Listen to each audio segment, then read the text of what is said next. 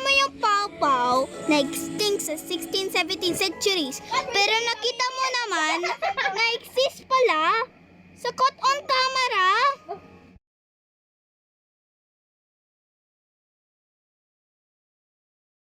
Nakita ko nun na-post ko sa social media sa Facebook pag napunta ko sa labas.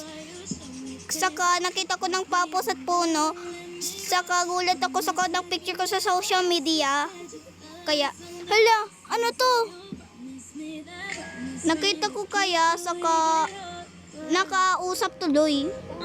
Search ko sa Google, pero ang powerful talaga yung venom nila. Makapatay ng 80 tao sa pag-agat nila. Saka na gusto ko sa live dito kasi si Miss Kuromi, ang bait naman niya. Saka nakalit siya sa akin magstay sa bahay niya tuloy. Ang ganda-ganda kaya yung bahay niya, no? Saka nakakuha ako sa puno kasi ang ganda-ganda kasi yung backyard din eh. Punta tayo sa bahay ni Kuromi, saka kausap natin yung mga pawpaws.